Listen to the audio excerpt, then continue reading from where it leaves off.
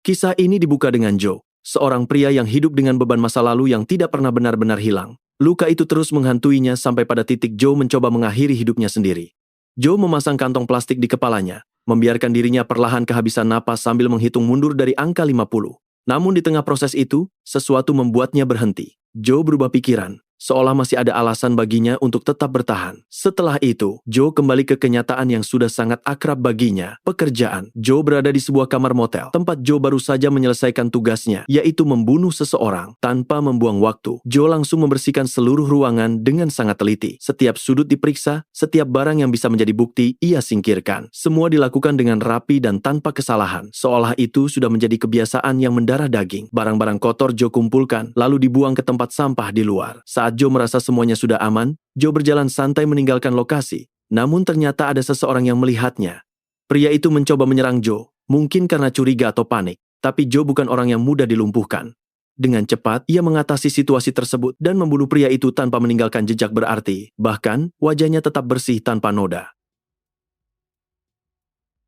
Malam itu, Joe pergi menuju bandara. Setibanya di sana, Joe menggunakan telepon umum untuk menghubungi seseorang. Joe hanya mengatakan satu hal penting, pekerjaannya sudah selesai. Setelah itu, Joe menutup telepon, naik pesawat, dan kembali ke kotanya. Sesampainya di rumah, Joe sempat memperhatikan seorang gadis tetangga yang menatapnya. Joe membalas tatapan itu tanpa ekspresi sampai gadis tersebut akhirnya pergi. Setelah itu, Joe masuk ke dalam rumah dan mendapati ibunya tertidur di kursi. Joe mencoba membangunkannya dan menyuruhnya untuk tidur di kasur. Ibunya kemudian bercerita bahwa ibunya baru saja menonton acara TV yang sangat menakutkan, namun bahkan setelah lampu dimatikan, ibunya masih merasa takut dan meminta Joe untuk tetap menemaninya sebentar. Joe duduk di sana sampai ibunya benar-benar tertidur. Setelah itu, Joe pergi mandi, lalu menghabiskan waktu membaca buku hingga tanpa terasa pagi datang. Ketenangan itu tidak berlangsung lama. Ibunya kembali berteriak, dan ketika Joe datang, Joe menemukan kamar mandi dalam keadaan banjir karena keran yang tidak tertutup. Tanpa banyak komentar, Joe langsung membersihkan semuanya. Setelah urusan rumah selesai, Joe pergi ke supermarket.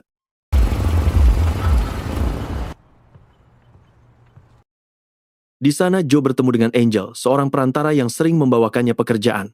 Angel menyerahkan sebuah amplop dan mengatakan bahwa ada klien baru yang ingin bertemu Joe. Joe tidak langsung menanggapi soal pekerjaan itu. Joe justru mengambil sebagian uang dari amplop tersebut dan mengembalikannya, lalu menyampaikan hal yang mengganggunya. Joe merasa anak Angel terus mengawasinya, baik saat Joe keluar maupun masuk rumah. Angel menjelaskan bahwa anaknya masih kecil dan berjanji akan menegurnya. Mendengar itu, Joe tidak memperpanjang percakapan dan langsung pergi. Kembali di rumah, Joe menjalani rutinitasnya bersama sang ibu. Joe mencuci alat makan, membersihkan kulkas, lalu duduk bersamanya. Mereka bahkan sempat bernyanyi bersama, menciptakan suasana sederhana yang terasa hangat di tengah kehidupan Joe yang kelam. Ibunya kemudian menyebut nama Janice, seorang perempuan yang pernah dekat dengan Joe 20 tahun lalu. Ia mengatakan bahwa Janice akan menjadi ibu yang baik jika Joe menikahinya. Namun Joe tidak menunjukkan ketertarikan. Pikirannya masih dipenuhi oleh bayangan masa lalu, terutama pengalaman kelamnya di Afghanistan dan selama bekerja di FBI. Semua itu membuat Joe sulit merasa tenang. Joe seperti terjebak di antara dua dunia, menghabiskan waktunya di rumah namun tetap dihantui pikirannya sendiri. Di tengah kondisi itu, John menghubunginya dan meminta untuk bertemu. John adalah orang yang mengatur pekerjaan Joe. Dalam pertemuan itu, Joe mengungkapkan kekhawatirannya. Joe mengatakan bahwa seseorang telah mengirim bunga ke rumahnya, yang berarti alamatnya sudah diketahui orang lain. Dan menurutnya, hanya Angel yang tahu alamat tersebut. Joe bahkan menyarankan agar Angel dikeluarkan dari pekerjaan karena dianggap membocorkan informasi. John mendengarkan dan mengatakan akan mempertimbangkannya. Setelah itu, Joe menanyakan alasan sebenarnya Joe dipanggil. John lalu menjelaskan bahwa ada pekerjaan baru yang sangat penting. Putri dari senator foto telah diculik, dan Joe diminta untuk menanganinya. Sebagai imbalan, Joe akan dibayar sebesar $50.000. Jumlahnya besar, tapi resikonya juga tidak kecil karena para penculik kemungkinan masih menahan gadis tersebut. Sebagai langkah awal, sang senator ingin bertemu langsung dengan Joe sebelum pekerjaan itu dimulai. Mendengar semua penjelasan itu, Joe akhirnya setuju dan langsung menemui sang senator. Senator itu menjelaskan dengan nada serius bahwa nama putrinya adalah Nina. Senator sadar posisinya sebagai pejabat pemerintah membuatnya tidak bisa turun tangan secara langsung. Jika para penculik tahu siapa senator sebenarnya, nyawa putrinya bisa jadi taruhan. Karena itu, senator butuh seseorang seperti Joe yang bisa bekerja diam-diam tanpa menarik perhatian. Sebagai imbalannya, uang dalam jumlah besar sudah disiapkan. Setelah itu, senator menunjukkan foto Nina dan memberikan alamat pasti tempat para gadis di bawah umur ditahan. Informasi itu cukup jelas. Joe tidak banyak bertanya. Joe langsung menerima pekerjaan tersebut dan mulai bersiap. Langkah pertama, Joe menyewa mobil. Lalu Joe mulai mengumpulkan perlengkapan yang dibutuhkan sambil mengamati lokasi target. Joe mengintai rumah itu dari kejauhan, mencoba memahami pola keluar masuk orang-orang di sana dan mencari celah untuk masuk. Di tengah perjalanan, Joe sempat bertemu beberapa gadis yang meminta tolong untuk difoto. Saat sedang melakukannya, tiba-tiba bayangan masa lalunya kembali muncul. Ingatan tentang kekerasan dan trauma yang pernah ia alami membuat emosinya naik. Joe jadi gelisah dan sulit mengontrol diri. Untuk meredakan itu, Joe pergi membeli obat penenang. Namun karena apoteknya lambat melayani, emosinya meledak. Begitu obatnya diberikan, Joe langsung memukuli pria di sana dan memperingatkannya agar tidak mengulang kesalahan yang sama. Setelah itu, Joe membeli beberapa kebutuhan lain dan pergi ke tempat pemandian uap. Di sana, Joe mencoba menenangkan pikirannya, memaksa dirinya untuk fokus kembali pada misi. Perlahan, emosinya mulai stabil. Joe bahkan sempat menyanyikan lagu yang dulu sering Joe nyanyikan bersama ibunya, seperti cara lama untuk menenangkan diri. Setelah merasa cukup tenang, Joe menuju rumah tempat Nina ditahan. Dari luar, Joe bisa melihat bahwa masuk lewat pintu utama bukan hal yang mudah. Keamanan di sana cukup ketat, namun Joe memperhatikan seorang pria yang keluar masuk berkali-kali. Joe mulai mengawasinya dengan teliti. Saat momen yang tepat datang, Joe mendekati pria itu, menjatuhkannya, lalu menyeretnya ke dalam mobil. Di dalam mobil, Joe menginterogasinya. Dengan tekanan dan ancaman, pria itu akhirnya bicara. Pria itu menjelaskan bahwa ada kode khusus untuk membuka pintu, dan tanpa kode itu tidak ada yang bisa masuk. Setelah mendapatkan informasi yang dibutuhkan, Joe membuat pria itu tidak sadarkan diri dan meninggalkannya terkunci di dalam mobil. Joe mengambil palu, mendekati pintu, lalu memasukkan kode tersebut. Pintu terbuka. Begitu masuk, Joe bergerak tanpa ragu. Joe menghadapi siapapun yang ada di dalam dan menjatuhkan mereka satu persatu. Tidak ada ruang untuk kesalahan. Joe menyusuri setiap ruangan sampai akhirnya menemukan Nina. Tanpa banyak bicara, Joe mengangkat Nina dan membawanya keluar. Joe berhasil keluar bersama Nina. Ia menaruhnya di mobil dan segera pergi dari tempat itu. Di dalam perjalanan, sikap Joe berubah. Joe berbicara dengan lembut, menanyakan kondisi Nina, memastikan Nina baik-baik saja. Perlakuan itu membuat Nina mulai percaya bahwa Joe bukan ancaman. Bahkan, Nina sempat memeluk Joe, mencari rasa aman. Joe menenangkannya, mengatakan bahwa Nina tidak perlu takut. Joe menjelaskan bahwa ayahnya yang mengirimnya dan ia akan mengembalikannya dengan selamat. Mereka lalu pergi ke sebuah hotel. Di sana, mereka membersihkan diri dan mencoba beristirahat sambil menonton televisi. Namun suasana berubah ketika berita muncul. Ayah Nina diberitakan melompat dari gedung dan meninggal. Kabar itu membuat Joe langsung gelisah. Situasi ini jelas tidak sesuai rencana. Joe berusaha tetap tenang demi Nina, meyakinkannya bahwa semuanya akan baik-baik saja, walaupun ia sendiri mulai merasakan ada sesuatu yang tidak beres. Tidak lama kemudian, terdengar ketukan di pintu. Joe membuka pintu dan melihat manajer hotel. Tapi sebelum sempat terjadi percakapan, dua polisi muncul dan langsung menembaknya. Darah memercik kemana-mana, bahkan mengenai Joe. Situasi berubah kacau dalam hitungan detik. Salah satu polisi menarik Nina dengan kasar, sementara yang lain mengarahkan senjata ke Joe. Nina berteriak memanggil Joe, memohon untuk diselamatkan, tapi Nina tetap diseret pergi. Joe langsung sadar, ini bukan penangkapan biasa. Polisi itu tidak datang untuk menahan, mereka datang untuk menghabisi. Tanpa ragu, Joe menyerang. Joe melawan polisi yang menghadapinya dan berhasil membunuhnya setelah pertarungan sengit. Namun dalam proses itu, Joe terkena tembakan dan kondisinya cukup parah. Meski terluka, Joe tidak pergi ke rumah sakit. Joe tahu itu terlalu berisiko. Sebagai gantinya, Joe merawat lukanya sendiri, membersihkan dan menahannya sebisanya. Setelah sedikit stabil, Joe mencoba menghubungi John, tapi tidak ada jawaban. Hal ini membuat kecurigaannya semakin kuat. Joe langsung menuju rumah John. Di sana, ia menemukan bahwa John sudah dibunuh. Ia memeriksa seluruh rumah, menemukan senjata tersembunyi, lalu membawanya. Tidak berhenti di situ, Joe pergi ke kantor John untuk memastikan.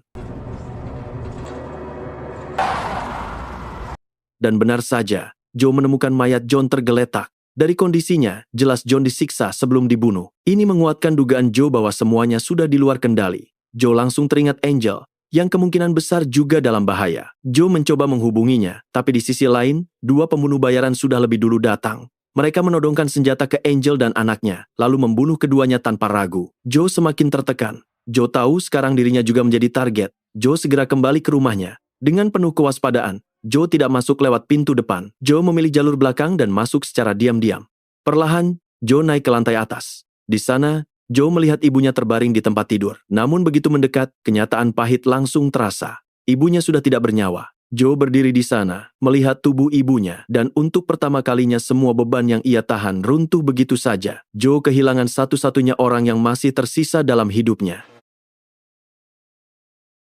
Saat Joe mencoba mengumpulkan diri, Joe mendengar suara dari lantai bawah. Dua pria sedang berada di dalam rumahnya. Joe tahu siapa mereka. Mereka adalah orang yang sama yang telah membunuh ibunya, dan sekarang mereka menunggunya. Joe turun perlahan dari lantai atas. Langkahnya pelan tapi penuh waspada. Di tangannya sudah ada pistol yang siap digunakan. Di saat seperti ini, bayangan masa lalunya kembali muncul, mengganggu fokusnya. Tapi kali ini, Joe berhasil menahannya. Joe tidak membiarkan pikirannya lepas kendali. Begitu posisinya cukup dekat, Joe langsung menembak. Dua pria itu jatuh seketika. Salah satunya langsung tewas di tempat, sementara yang lain masih hidup, mengerang kesakitan dengan luka parah. Joe mendekat tanpa ragu. Joe memukul pria itu, lalu mulai menginterogasinya. Dengan nada dingin, Joe bahkan memberikan obat pereda sakit agar pria itu tetap sadar dan bisa menjawab pertanyaannya. Joe bertanya langsung, kenapa mereka melakukan semua ini, dan siapa yang berada di baliknya. Di ambang kematian, pria itu akhirnya bicara. Pria itu mengaku bahwa mereka bekerja untuk Gubernur Williams. Seorang pria dengan selera yang menyimpang, terobsesi pada gadis-gadis muda. Nina bahkan disebut sebagai favoritnya. Semua kejadian ini ternyata sudah direncanakan sejak awal. Joe mendengar itu tanpa reaksi berlebihan, tapi jelas semuanya masuk akal sekarang. Joe lalu menanyakan soal senator. Apakah mereka yang membunuhnya? Pria itu menjelaskan bahwa senator sebenarnya terlibat dalam semua ini. Senator bekerja sama dengan gubernur. Tapi, ketika semua ini menimpa putrinya sendiri, rasa bersalahnya tidak tertahankan. Itu yang membuatnya memilih mengakhiri hidupnya. Jawaban itu cukup untuk Joe. Tapi Joe masih punya satu pertanyaan terakhir. Saat mereka membunuh ibunya, apakah ibunya ketakutan? Pria itu menjawab tidak. Pria itu mengatakan bahwa ibunya sedang tertidur saat mereka membunuhnya. Jawaban itu justru memberi Joe sedikit ketenangan. Tanpa menunda lagi, Joe mengakhiri hidup pria tersebut. Setelah itu, Joe kembali ke lantai atas. Joe mendekati tubuh ibunya dengan hati-hati. Joe membersihkannya, merapikan segalanya, lalu mengangkat tubuh itu dengan perlahan dan membawanya ke mobil. Joe mengemudi cukup jauh sampai menemukan sebuah sungai yang sepi dan tenang. Di sana, Joe mengisi sakunya dengan batu-batu berat. Joe mengangkat tubuh ibunya, berjalan ke tengah air, dan perlahan masuk lebih dalam. Melihat itu, terasa jelas bahwa Joe sudah lelah, seolah Joe ingin mengakhiri semuanya di tempat itu, bersama ibunya. Namun saat tubuhnya mulai tenggelam, Joe melihat sesuatu. Dalam pikirannya, Joe seperti melihat Nina berada di dalam air. Hal itu langsung menariknya kembali ke kenyataan. Joe sadar, Nina masih hidup dan masih dalam bahaya. Joe belum selesai. Dengan cepat, Joe membuang batu-batu dari sakunya, berenang kembali ke permukaan, dan keluar dari air. Keputusannya berubah. Joe harus menyelesaikan apa yang sudah Joe mulai. Joe kemudian naik bus. Di sepanjang perjalanan, Joe mulai menyusun semua kejadian yang sudah ia alami. Perlahan, semuanya menjadi jelas. Senator ternyata sudah lama terlibat dalam jaringan perdagangan manusia. Senator menculik gadis-gadis untuk kepentingan para pejabat. Bahkan, senator sendiri yang menyerahkan Nina kepada gubernur demi keuntungan politik. Namun ketika semuanya berbalik menimpa dirinya sendiri, senator tidak sanggup menanggung rasa bersalah itu. Itulah yang membuatnya mengakhiri hidupnya. Sekarang, Joe tahu siapa dalang utamanya, Gubernur Williams. Joe mengikuti jejaknya sampai ke kediaman besar milik gubernur. Joe masuk secara diam-diam. Di dalam, Joe menemukan banyak foto gadis-gadis muda yang tersebar di berbagai tempat. Pemandangan itu cukup untuk memastikan bahwa semua yang Joe dengar memang benar. Rasa marahnya semakin dalam. Joe mengeluarkan senjatanya dan mulai bergerak. Joe menghadapi para penjaga satu persatu, menjatuhkan mereka tanpa ragu saat Joe terus masuk lebih jauh ke dalam rumah. Akhirnya, Joe sampai ke kamar pribadi gubernur. Joe sudah siap menghadapi orang yang menjadi sumber semua ini. Namun yang Joe temukan justru di luar dugaan. Gubernur itu sudah tergeletak di lantai, tidak bernyawa, dengan leher yang tersayat rapi. Melihat kondisi itu, Joe langsung dilanda kepanikan. Semua terasa seperti sudah terlambat. Joe menganggap dirinya gagal menyelesaikan misi dan berkali-kali menyalahkan diri sendiri, merasa tidak cukup kuat untuk menghentikan semua ini lebih awal. Namun setelah beberapa saat, Joe mencoba menenangkan diri. Joe menarik napas, lalu mulai memeriksa seluruh rumah dengan lebih teliti. Saat masuk ke ruang makan, Joe menemukan Nina duduk diam di meja. Suasananya sunyi, hampir tidak ada reaksi dari Nina. Di sampingnya, ada sebuah pisau yang masih berlumuran darah. Joe hanya perlu melihat sebentar untuk mengerti apa yang terjadi. Nina sendiri yang membunuh gubernur. Joe mendekat perlahan, mencoba tidak membuat Nina merasa terancam. Dalam pikirannya, Ini tetap seorang gadis kecil yang baru saja melakukan sesuatu yang berat. Joe ingin menenangkannya, tapi reaksi Nina justru berbeda dari yang Joe bayangkan. Saat melihat Joe yang tampak khawatir, Nina menatapnya dengan tenang dan mengatakan bahwa semuanya baik-baik saja. Tidak ada rasa panik, tidak ada ketakutan di wajahnya. Joe tidak banyak bertanya. Joe hanya mengajak Nina pergi dari rumah itu.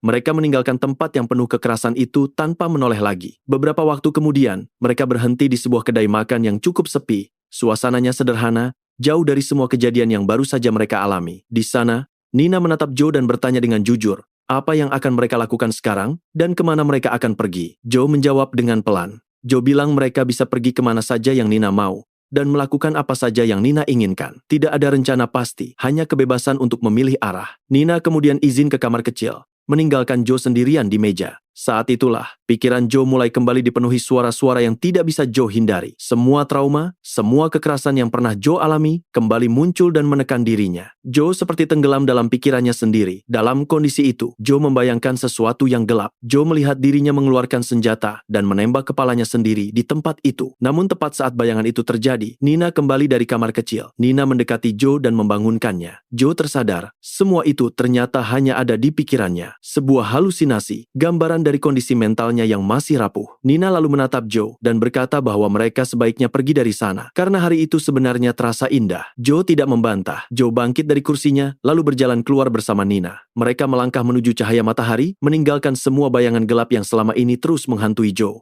Dan disitulah kisah ini berakhir.